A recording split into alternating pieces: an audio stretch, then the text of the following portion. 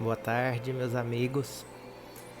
Eu tô aqui no calor do Mato Grosso e parei um pouquinho aqui para conversar com vocês. É sempre muito alegre, é sempre muito bom, muito reconfortante pensar na casa de vocês, na amorosidade que a gente encontra quando daí se aproxima, né?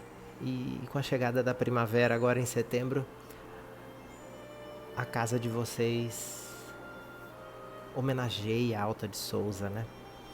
E hoje a gente vai conversar um pouquinho sobre ela, uma coisa muito rápida, muito simples, né? Mas antes deixa eu falar que eu tô com muita saudade de estar por aí, da energia de vocês, da amorosidade, enfim. Né? E é isso. A gente vai fazer uma conversa muito simples aqui e tentar passar um pouquinho de quem foi essa mulher, né? E poder trazer para vocês um pouquinho da história dela. Então, Alta de Souza, ela nasceu em Macaíba, o que depois seria Rio Grande do Norte, né? Aliás, fica no Rio Grande do Norte. Em 12 de setembro de 1876, lá do século passado, né? E teve uma vida muito curta, muito breve, sendo o seu desencarne logo em 1901. Ela ainda estava com seus 24 anos. Mas se a gente para analisar todo o contexto familiar ao qual ela estava inserida, ela tinha mais alguns irmãos, mais 4 irmãos, 2 eram figuras públicas da política, né? E ela perdeu o pai muito nova e a mãe mais nova ainda. A mãe tinha só 27 anos, morreu aos 27 anos, né? E o pai morreu com 38. E nessa época, ela nasceu em 1876. Quando a mãe morreu, ela só tinha 3 anos de idade. Então a mãe morreu em 1879 e o pai morreu no ano seguinte. E os irmãos dela e ela foram criados pela avó, né? E a avó era carinhosamente chamada de Dindinha. O nome dela era Silvina Maria da Conceição. Né? Os pais de Alta de Souza se chamavam Eloy Castriciano de Souza e a mãe Henriqueta Leopoldina. Enfim, já com o início da vida dela marcada pela orfandade, ela foi criada pela avó, né? E foi alfabetizada em casa. E aos 12 anos ela foi. A avó dela matriculou ela num colégio de freiras. E ali ela teve todo o processo de educação dela muito voltada para o tipo de educação que as escolas religiosas preconizavam, né? Voltada para as artes, voltada para a música, para o catequismo, né? Com um rigor de ensino muito grande. Ela tinha contato com literaturas muito ricas, com autores muito renomados da literatura. E aos 12 anos, ela passou por uma outra grande tragédia, vamos dizer assim, né? Ela perdeu um dos irmãos dela numa explosão de uma lamparina de querosene.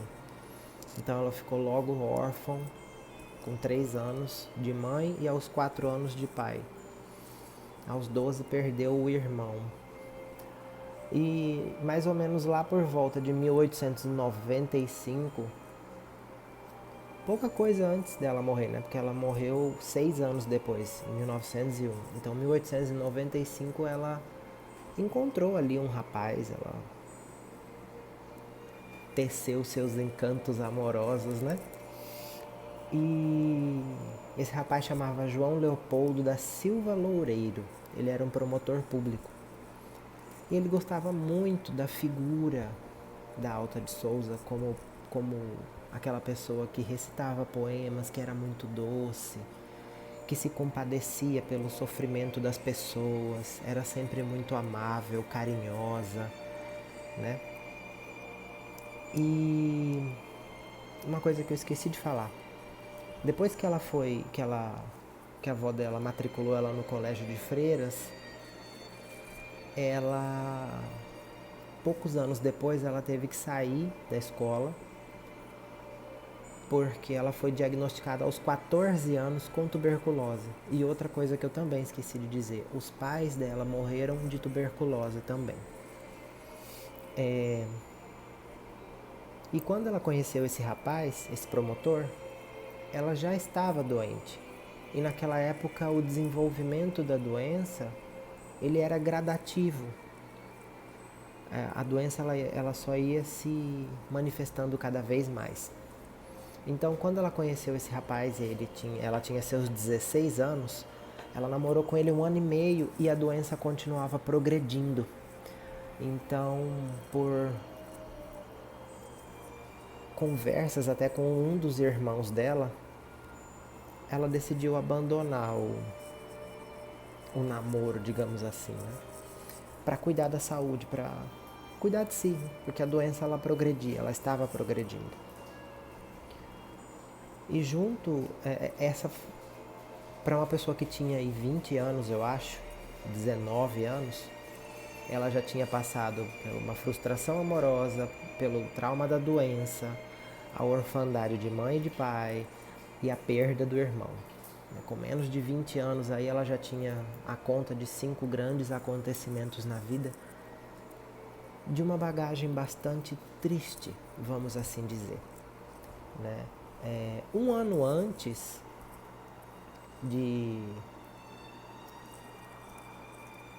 como que eu vou dizer, dela morrer, ela lançou o seu único livro, que chama Horto. Só que o que algumas pessoas não sabem é que esse foi o nome que ela deu para o livro. Porém, os rascunhos, os escritos, né, os manuscritos, eles já tinham um outro título que chamava Dálias. E futuramente, quando foi organizado para poder publicar em 1901, ela colocou o nome de Horto, né? Ela morreu dia 7 de fevereiro de 1901, em Natal. E anos mais tarde que o corpo dela foi levado para o jazigo da família. Alta de Souza sempre buscou na religiosidade a força que ela precisava para vivenciar todas essas dificuldades das quais ela atravessou nos seus poucos 24 anos. E no Evangelho, na vivência do Cristo, a sabedoria necessária não só para ter força para atravessar esses momentos, mas para ressignificá-los, para dar a esses acontecimentos uma explicação, né? E aí foi assim, né? Essa foi a passagem dela por aqui, é muito curta, é muito resumida, é muito breve. Existem alguns relatos, existem algumas pessoas que falam que ela contribuía para alguns jornais, algumas revistas, inclusive do Rio de Janeiro, no Rio Grande do Norte, sempre com poemas que falavam muito da religiosidade, muito do amor, da caridade, né? E por aí vai. O livro dela, Horto, ele foi publicado em 1900, 1 ano antes dela falecer. Né? O prefácio do livro ele foi escrito por Olavo Bilac, que naquela época era um dos poetas brasileiros mais célebres, né? Digamos assim. E esse livro dela, ele teve várias outras edições anos posteriores. Em 1910, lá em Paris, esse livro ele foi reescrito, né? E nessa edição de 1910 tem uma nota no prefácio do irmão dela, Henrique Castriciano. Já em 1936, no Rio de Janeiro, ele veio reescrito também.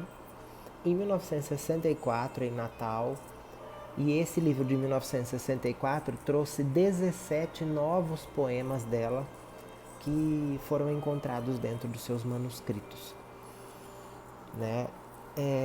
Em 2001, em Natal, também teve uma reedição desse livro, mas junto com um estudo crítico, né? Traziam aí toda uma obra, como que eu vou dizer, criticizada, né, com relação à vida dela e tal. Eu até baixei o livro aqui para ler, chama Alta de Souza, e ele traz toda essa repaginação do livro dela que chamava-se Horto. E é muito bom, tá? É muito bom, realmente muito bom. E assim, quando apareceu lá em 2008, a FEB chegou e falou assim, olha, tem 13 poemas aqui, ó, que tem a assinatura dela, da Alta de Souza. Isso foi um rebuliço muito grande na comunidade acadêmica, porque tiveram aqueles que duvidaram, tiveram aqueles que não pode ser, não é, onde já se viu. E esses 13 poemas, eles chegaram a conhecimento da gente, para nós, através da mediunidade cristalina de Chico Xavier, no seu primeiro livro, o primeiro livro escrito por Chico, Parnaso do Além-Túmulo, né, onde ele fez ali um compilado de poemas, né, de diversos autores. Dentre eles tem esses de Alta de Souza.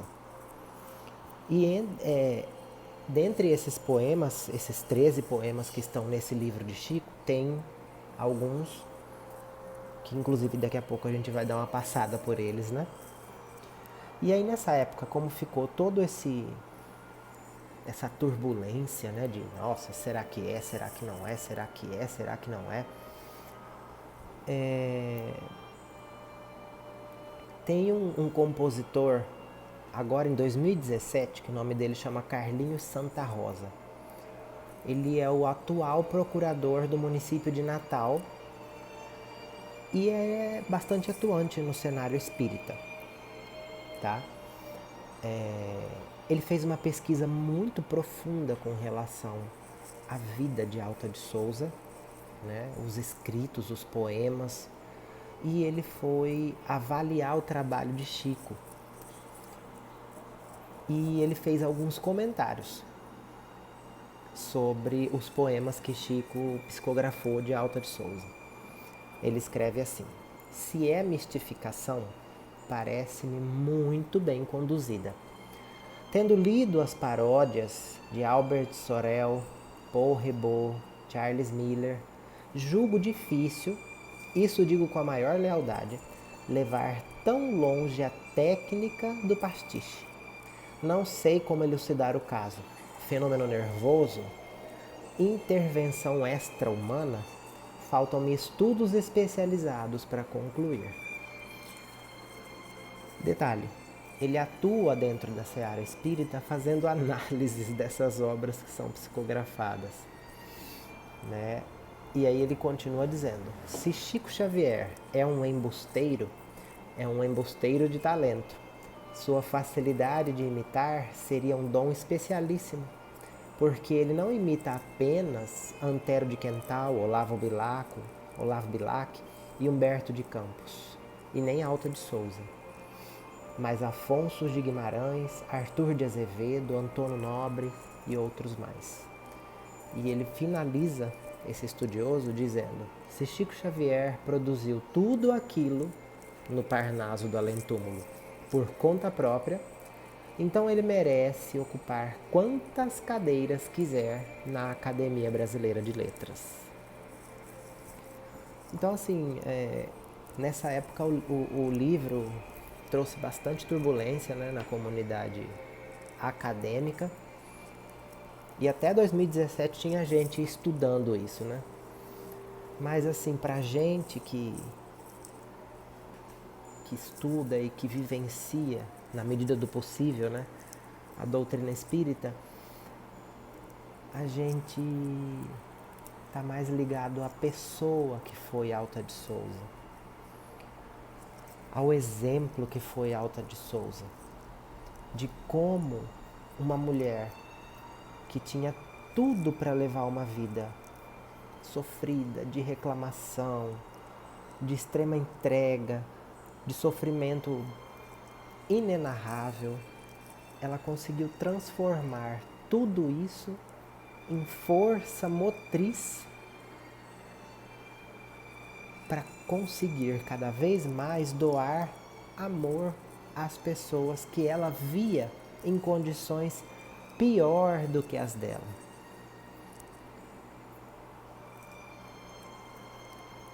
Deixa eu procurar uma coisa aqui para falar para vocês.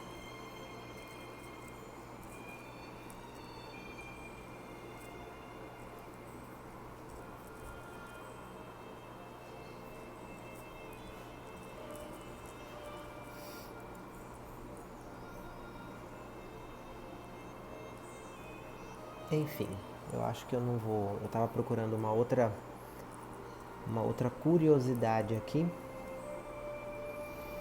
Ah, uma coisa, ó. Em 1936, Alta de Souza ganhou uma cadeira na Academia Brasileira de Letras com o nome dela, né? Por conta do livro Horto, que foi o que é único publicado, né, durante a vida. E todo esse tumulto que eu estava comentando com vocês foi por conta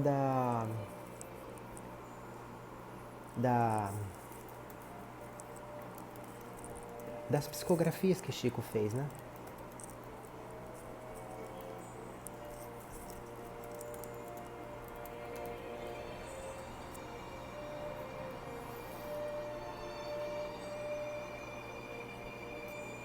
Eu tô aqui tentando achar uma coisa para falar para vocês sobre uma data que eu agora que me esqueci, mas que eu já vou achar. Espera aí.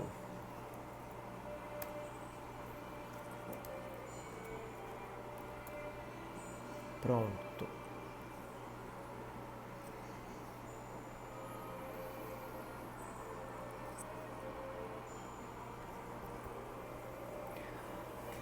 E por conta de tudo isso que eu comentei com vocês, existe hoje em dia, dentro do movimento espírita, uma campanha que chama Campanha da Fraternidade Alta de Souza. Essa campanha ela destina-se a levar os ensinos de Jesus através do ato da caridade. Que, como eu coloquei aqui, o que ela fazia? De frente da sua dor e buscando a forma lógica de ressignificar tudo isso que ela vivia, ela olhava para os outros e auxiliava. Ela era amorosa, ela se dedicava, comprava a causa dos mais sofridos e dos mais necessitados, sentia-se tocada pela necessidade do outro. E anos mais tarde, por conta do sucesso poético do livro dela, vários historiadores foram juntando as peças do quebra-cabeça em entrevistas com os irmãos, com o ex-namorado, e eles sempre diziam as mesmas coisas. Ela viveu para o amor ao próximo, né? E aí isso acabou dando ensejo a essa campanha, que acaba acontecendo em muitas casas espíritas, a campanha da Fraternidade Alta de Souza, onde as pessoas buscam, através de doações, mantimentos, roupas, para as pessoas que estão mais necessitadas, que se encontram em uma situação de maior carência, de maior necessidade. E também levar a afetividade, a amorosidade, compaixão, carinho e tudo isso, né? Então, assim, um pouco aqui da vida, da passagem, né, de Alta de Souza e da obra dela.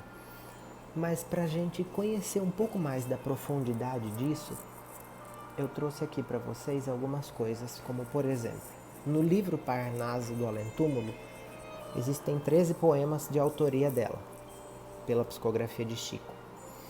E o primeiro que eu destaquei aqui, para a gente dar uma lida e pensar sobre ele, chama-se Mágoa. O nome do poema é Mágoa. Eu vou ler aqui rapidinho. Muitas vezes sonhei na terra ingrata, o paraíso doce da ventura, vendo somente o espinho da amargura que as nossas tristes lágrimas desata. Somente a dor intermina que mata, a alegria mais lúcida e mais pura, o veneno da acerba desventura, que fere em nós a aspiração mais grata. Se apenas vi, porém, a mágoa intensa, que rouba a luz, o amor, a paz e a crença, é que a dor de minha alma em tudo eu via, e aumentava minha íntima tristeza, vendo em tudo, na própria natureza, a mesma dor que eu tanto padecia. E eu trouxe esse poema pra gente, um dos poemas dela, por quê? Qual a realidade que a gente vive hoje? Dentro do movimento espírita, todos os destaques, todos os grandes nomes pedem: raciocinem a fé, pensem, reflitam sobre a vida. E num momento como esse, onde a gente mais precisa do nosso testemunho de fé, será que nós não estamos tal qual esse poema, chamado Mágoas, olhando para tudo e vendo a tristeza, a dor, o sofrimento, refletindo nesse momento a mágoa que a gente carrega internamente? É preciso que nós aproveitemos os momentos como esse para refletirmos aquilo que temos de bom na vida. E de como certas coisas que acontecem conosco são oportunidades de reflexão de como nós levamos a nossa vida até aqui, para que possamos modificar o caminhar daqui para frente. Alta percebeu isso, lá do outro lado, no além-túmulo, mesmo tendo já percebido aqui. Por quê? Porque ao perceber a quantidade de sofrimento da sua vida, ela não esmorecia, ela buscava no Evangelho de Jesus o caminho, e auxiliava, e amava, buscava o próximo que sofria mais que ela, mas nisso não deixou que ela evitasse de conhecer em si mesma a mágoa que ela carregava. E ela trouxe esse poema pra gente. E aí, destacando um outro poema que tem aqui, que chama Carta Íntima, ela diz assim: escuta, meu irmão, pelo caminho da miséria terrestre há muitas dores, muito fel, muita sombra, muito espinho, entre falsos prazeres tentadores. Há feridas que sangram, há pavores, de órfãos sem lar, sem pão e sem carinho. Confortemos os pobres sofredores, almas saudosas do celeste ninho. Jesus há de sorrir com o teu sorriso, quando faças no mundo o bem preciso, pelo que sofre em desesperação. Tudo o que plantares nessa vida há de esperar tua alma redimida nos caminhos de luz e redenção. E aí de novo eu trago para essa realidade que nós vivemos hoje. Escuta, meu irmão, pelo caminho da miséria terrestre. Nós vivemos um momento de muita turbulência, mas o que é que nós estamos fazendo com esse momento? Olha a última estrofe desse verso, desse poema. Todo o bem que plantares nessa vida há de esperar tua alma redimida nos caminhos de luz e redenção. É fácil dar o testemunho de fé quando está tudo bem, quando as águas pelo qual o barco da vida singra são calmas. O problema é entregar a Jesus o leme da nau quando a turbulência das águas nos atinge e dizer a Ele: com as tuas diretrizes guia nossos caminhos, que em Ti confiamos. Esse é o momento do nosso testemunho de fé, de continuarmos mais do que nunca agindo no bem, amando, esperando no sentido de ter esperança, mas com o ardor da fé de que tudo vai melhorar e de que dias melhores virão. Essa era a Alta de Souza.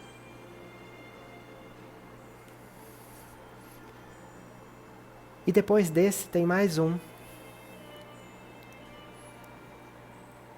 que chama Em Paz.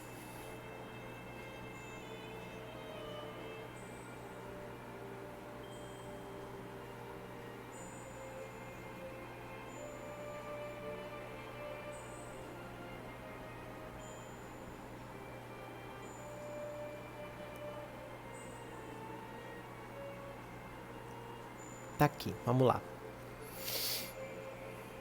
Tanto roguei a paz consoladora durante os meus amargos sofrimentos, elevando a Jesus meus pensamentos, que recebi a paz conformadora.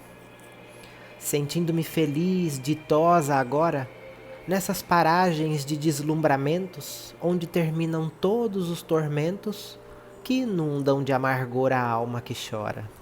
Jesus, doce Jesus meigo e bondoso, quanto agradeço a paz que concedestes ao meu viver tristonho e doloroso.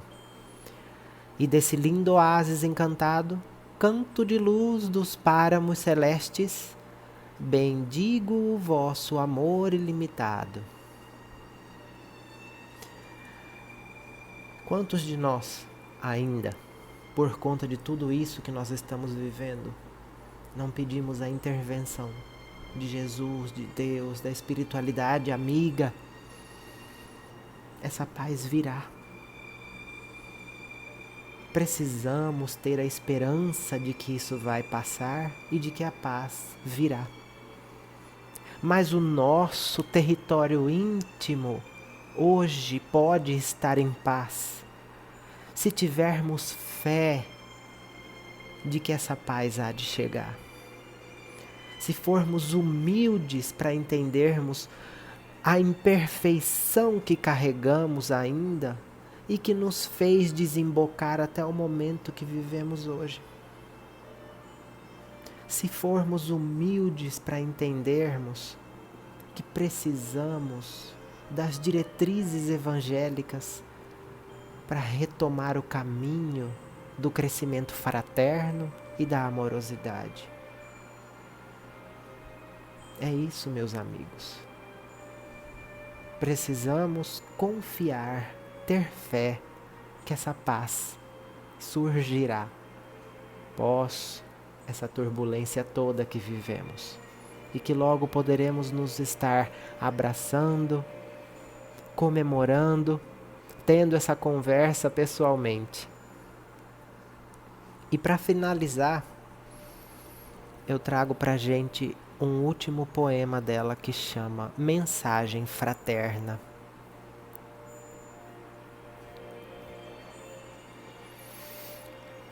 E esse último poema diz assim: Meu irmão, tuas preces mais singelas são ouvidas no espaço ilimitado, mas sei que às vezes choras consternado ao silêncio da força que interpelas. Volve ao teu templo interno abandonado, a mais alta de todas as capelas. E as respostas mais lúcidas e belas hão de trazer-te alegre e deslumbrado. Ouve o teu coração em cada prece. Deus responde em ti mesmo e te esclarece com a força eterna da consolação. Compreenderás a dor que te domina, sob a linguagem pura e peregrina da voz de Deus em luz de redenção. É muito lindo, né? Nos momentos de tristeza, de dor, de dificuldade é que precisamos lembrar todos os dias que nós somos seres que caminham para a perfeição. E o farol que nos guia é a imagem e semelhança de Deus que punge dentro de nós, no nosso espírito. Precisamos nos despir de toda a ignorância, da desconfiança, da falta de fé, da ignorância. Estudar, trabalhar as nossas virtudes, florescer o nosso amor e deixar brilhar em nós a luz de Deus e o amor de Jesus. Tuas preces mais singelas são ouvidas no espaço ilimitado. Deus está em todo lugar. Ele nos escuta com a energia de amor que vibramos, porque Ele é a energia de amorosidade.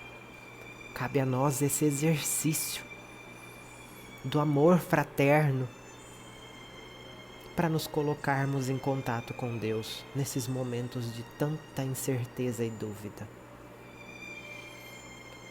Que a Alta de Souza continue a abençoar o trabalho de todas as casas que levam os seus nomes e de todos os seres humanos que carregam dentro de si a centelha da caridade, pela qual ela viveu. Que sejamos todos nós abençoados por Deus, guiados por Jesus e movidos pela força de vontade de sermos melhores. Fiquem com Deus e, se Deus quiser, até breve. Obrigado.